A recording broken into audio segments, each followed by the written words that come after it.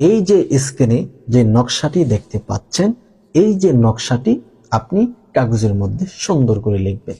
যেভাবে আমি নকশাটি লিখেছি ঠিক অনুরূপভাবে আপনারা নকশাটি এইভাবে লিখবেন। নকশার মধ্যে কোনো ভুল ত্রুটি করবেন না। নকশাটা এইভাবে লিখে নিচে দেখতে পাচ্ছেন যে ভালোবাসার নাম। এখানে আপনি যাকে বশ করতে চাচ্ছেন, যাকে আপনার ভালোবাসায় আপনি পাগল করতে চাচ্ছেন, ওই ব্যক্তির নামটি এই স্থানে লিখবেন।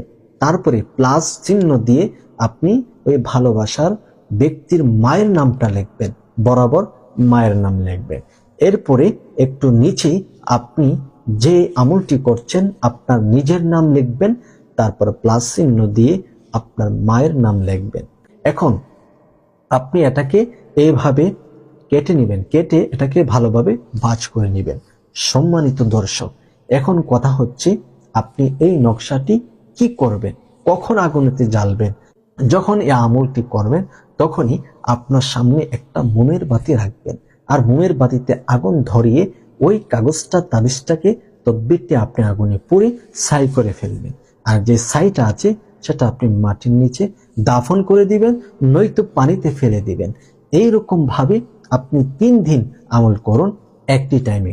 অথবা স্ত্রী যদি পরকিয়া করে স্বামীর কোনো কথা শুনে না, অথবা স্ত্রী স্বামীর সঙ্গে ঝগড়ায় বিভিন্ন কথায় খালি ঝগড়া লেগেই থাকে, ওই স্ত্রীর জন্য আজকের এই আমলটি খুবই গুরুত্বপূর্ণ।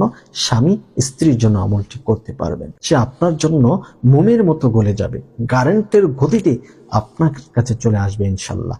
আপনার সাথে কথা বলবে, আপনাকে ভালোবাসবে, বিয়ের প্রস্তাব দিলে তখন ইনশাল্লাহ গ্রহণ করবে। অবশ্যই এই নিয়মই আমলটি করতে হবে, ইনশাল্লাহ কাজ হয়ে যাবে। আশা করি বুঝতে পেরেছেন।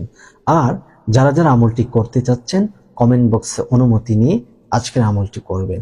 কেউ অনুমতিবিহীন আমলটি করবেন না, ভিডিওটি শেয়ার করেই আমলটি করবেন।